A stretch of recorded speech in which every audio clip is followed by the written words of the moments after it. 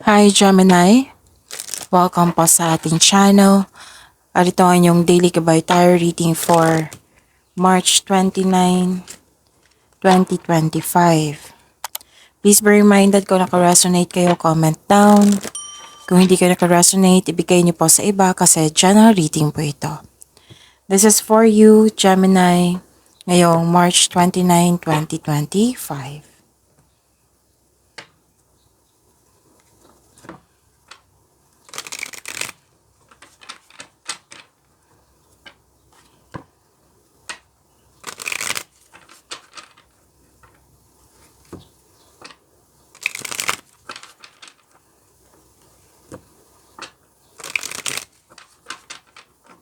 Para po ito sa inyo, Gemini, ngayong March 29, 2025.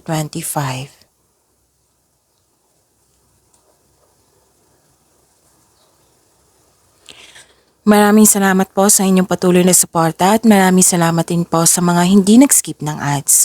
Gamitin ang reading na ito bilang gabay lamang. Sa mga hindi pa nag-subscribe, subscribe na po kayo at click bell notification para malaman nyo na may bago tayong video. Para sa mga gusto magpa-reading po, may lumabas dyan sa screen nyo ngayon. Panoorin nyo po at sundin ang instruction.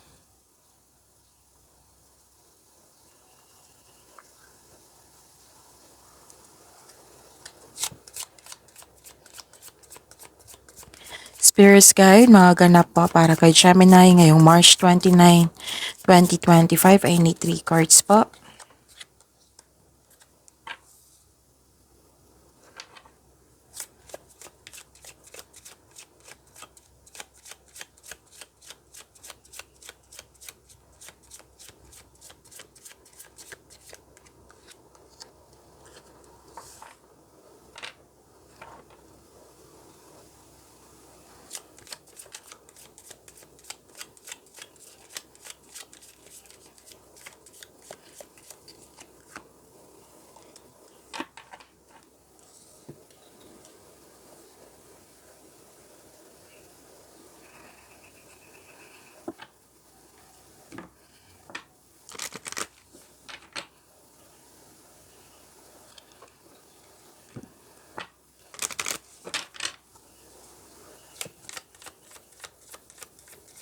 Spirits Guide, mga mensahe po para kay Gemini ngayong March 29, 2025. I need 2 cards po.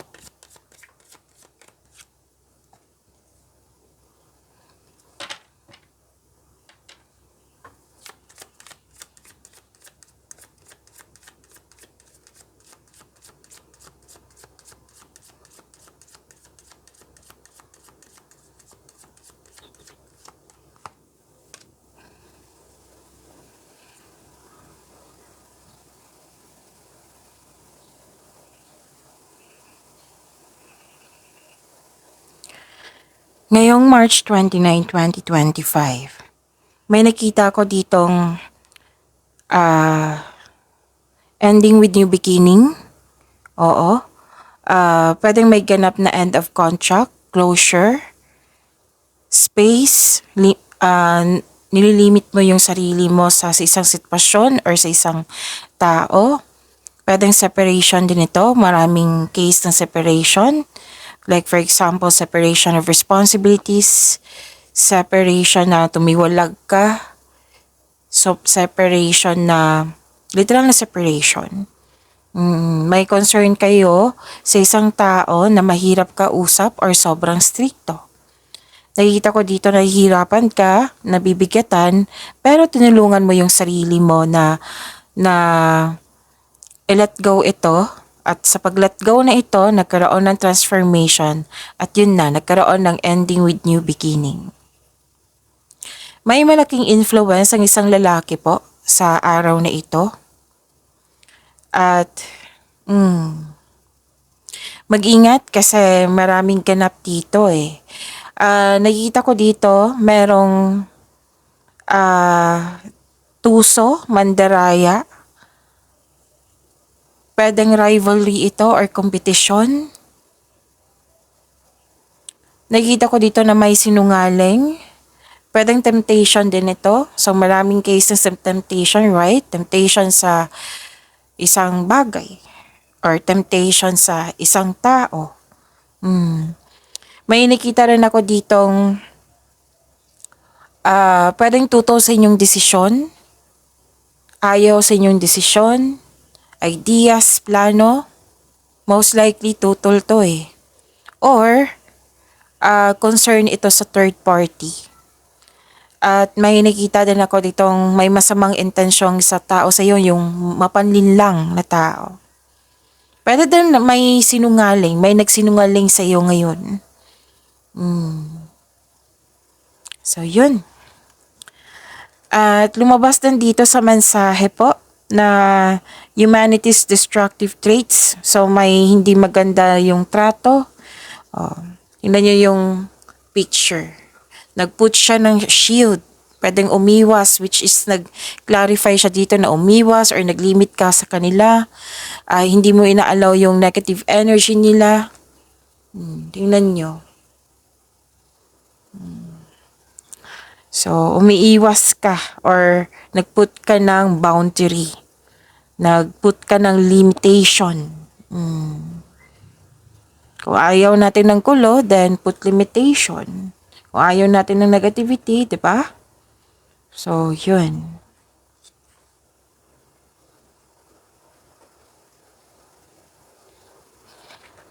May nagsabi din sa akin ngayon na may approach siya yun na pwedeng gagawa ka ng, pwedeng offer, okay?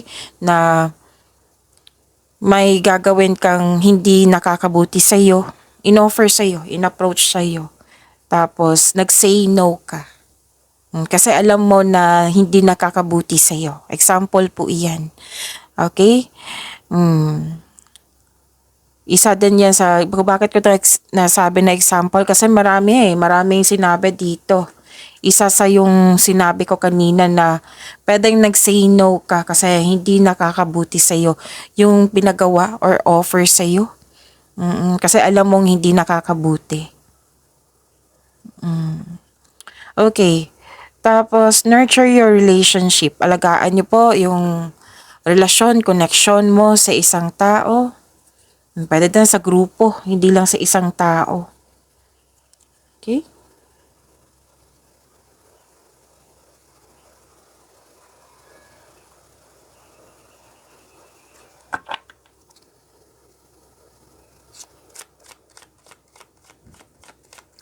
Spirits Guide. Energy po ni Gemini ngayong March 29, 2025. Any 2 cards po.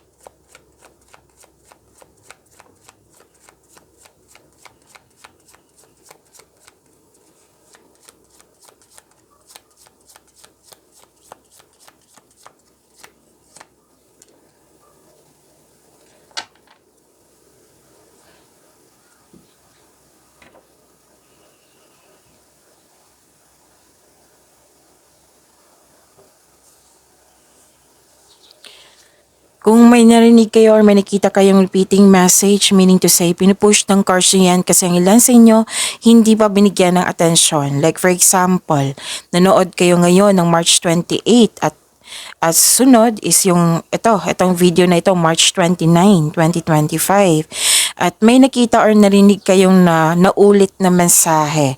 Yun yung sabi na kung may naulit na mensahe, meaning pinupush ng cards nyo yan, even your intuition. Oo. Kahit tanungin niyo po yung intuition yun, yan yung pinupush nila para bigyan mo ng atensyon. Na kung maaari, bigyan niyo po ng solusyon at aksyon.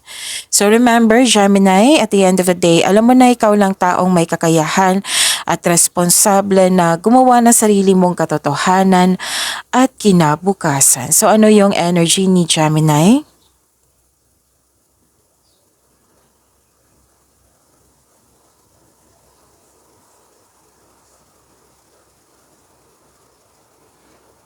Okay.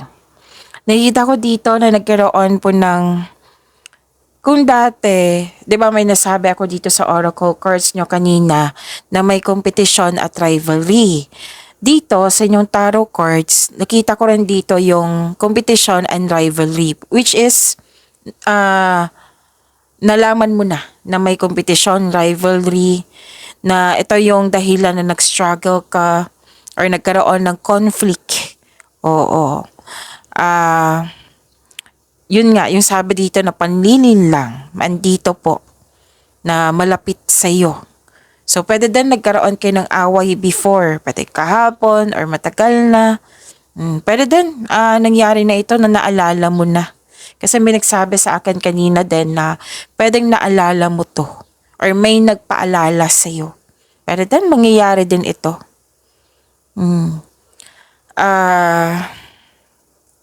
Yun nga, may competition or rivalry. Now, sabi mo, ngayon na, teka, parang sobra na tong ginagawa niya. Sobrang na to kasi nakakasakit na siya. Okay? Nakikita ko dito na maraming masasakit na sinasabi yung tao sa iyo. 'Di ba, may away. So, ang unang sinabi ng card nyo dito, hanggat maaga, iwasan mo na lang. Kaya nga may sabi dito, 'di ba na nag-put ka ng limitation or teka muna, dyan ka lang, hindi ko tatanggapin yung the negative energy nyo. Tingnan nyo yung sa picture po. Yung kanina. Yan yung sabi na which is sumaba sa tarot cards nyo. Sobrang na to. Pero yung sabi ng card nyo nga, naiwasan mo na lang. Pero kung may chances na lalo na't nasa tama ka, na kailangan mong ipagtanggol yung sarili mo laban sa maling paratang ng isang tao to. Pwede yung mga taong to ha, mga tao to. Oo. So, do a legal move kung kinakailangan po. Pero ang una talagang sinabi ng card dito, iwasan mo na lang. Pero kung nasa tama ka naman, then do a legal move. Okay?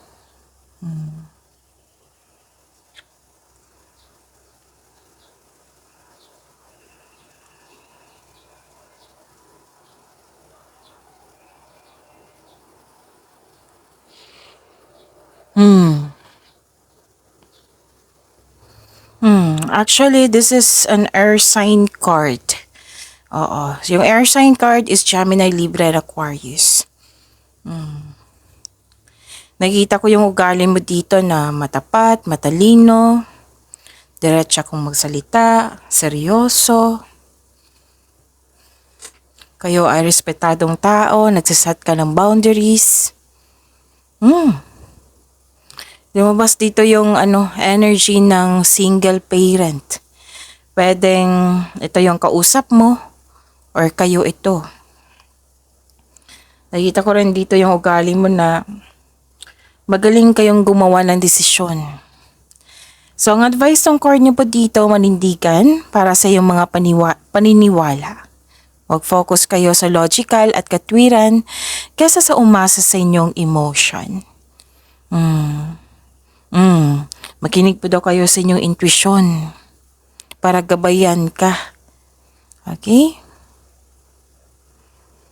Okay. Tapos humingi po daw kayo ng tulong mula sa trustworthy na kasamahan mo or taong marami na experience sa buhay. Kung tungkol ito sa career and money, then taong same, yung humingi ng tulong mula sa isang taong same kayo ng business industry. At ang sabi ng card dito, check-in na makagawa kayo ng diskarte sa inyong layunin.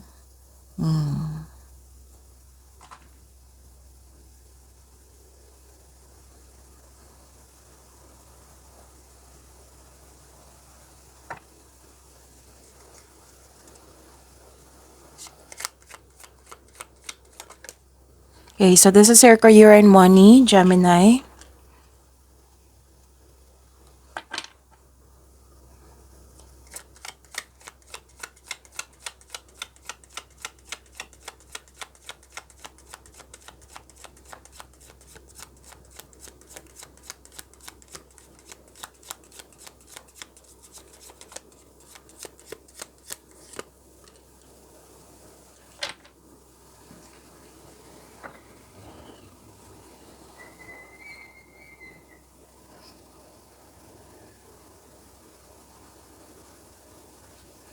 Okay, sa inyong career and money. Ganda nito. May parating na offer, new opportunity, or pwedeng project ito na nagbibigay sa'yo ng excitement. This is also emotional offering. May ano dito, binigyan ng agarang aksyon. Na yung dumating na sa inyo, pwedeng offer, opportunity, or proyekto. Kasi career and money to eh. Magiging excited ka. May ano din dito, support ng isang tao. Pwedeng boss mo ito or amo or yung kausap mo kanina. 'Di ba? May kausap ka, pwedeng mapagkatiwalaan mong kasamahan dyan or mentor mo. Oo. Na magbibigay ito ng suporta sa iyo. It might be siya yung nagbigay ng offer sa iyo.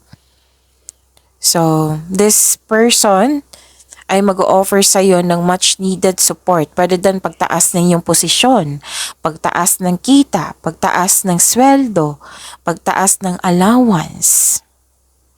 Basta sa pag-level up nyo. Kung feeling mo stagnant kayo ngayon, open your mind to the inspiration. You need to make work more enjoyable for you. And ang ganda kasi may ano dito, makaka-receive kayo ng good news. Good news is on the way.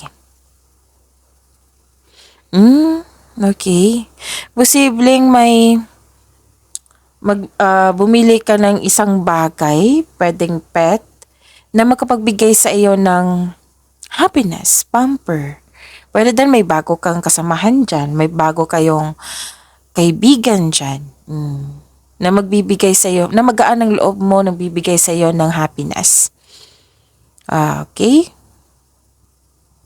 Okay.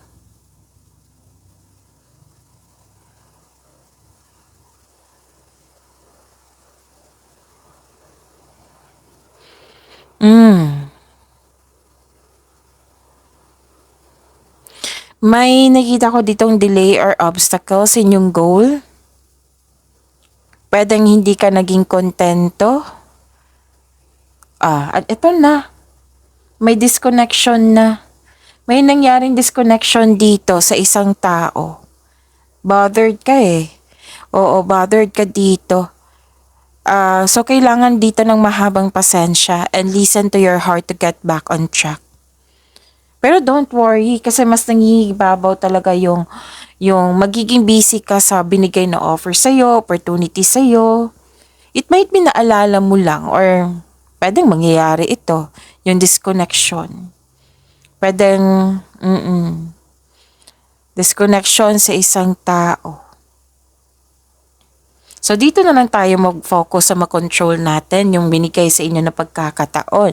Offer, opportunity, project, nabibigyan mo ng agarang action, may nagbigay din ng suporta.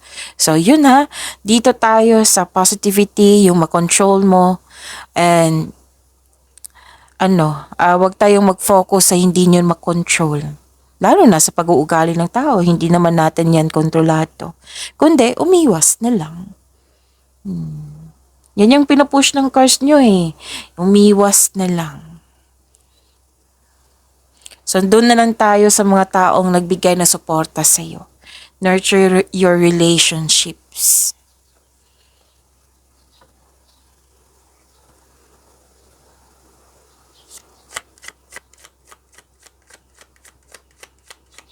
Spirits guide.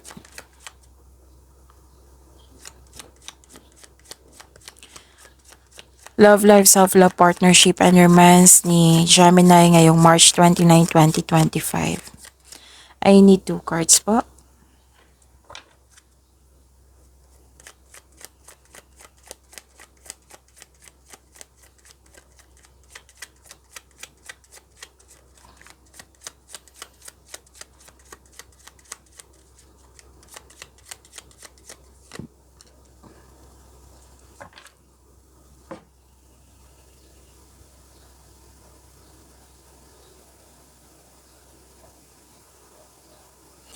Maraming salamat po sa patuloy na tiwala suporta sa ating channel. At maraming salamat din po sa mga hindi nag-skip ng ads.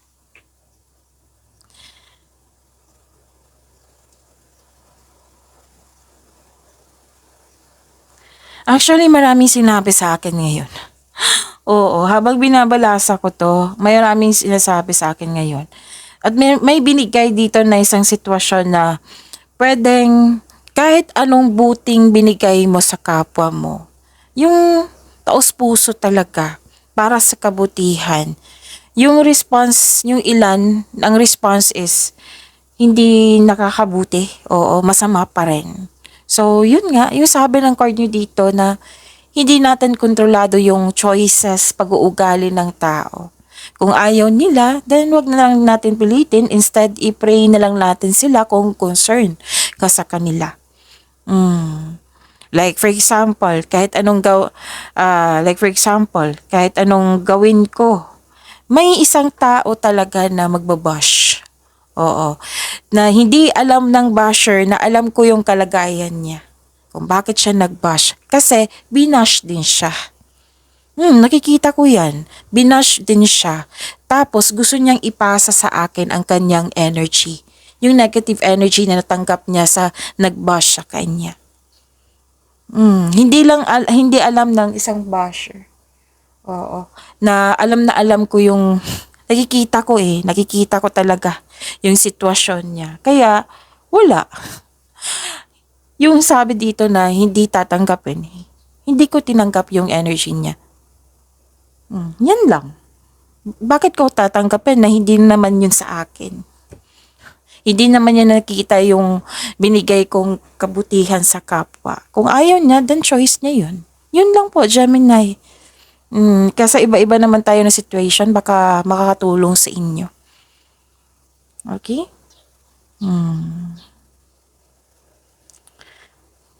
Okay, so yun, sa love life po, kampante ka dito sa iyong sitwasyon.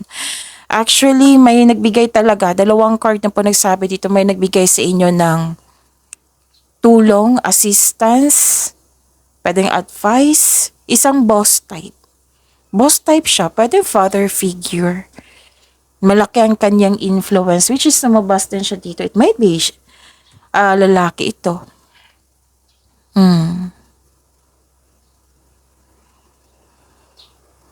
So whether single ka man, sa mga marelasyon sa buhay mag-asawa, may nakita kong ganyan, support. And nakita ko dito na palagay ka sa iyong sitwasyon. Oo.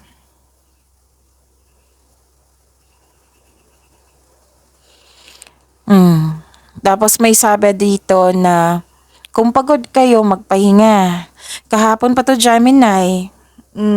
It might be hindi kayo nagpahinga. It might be may rason din kayo.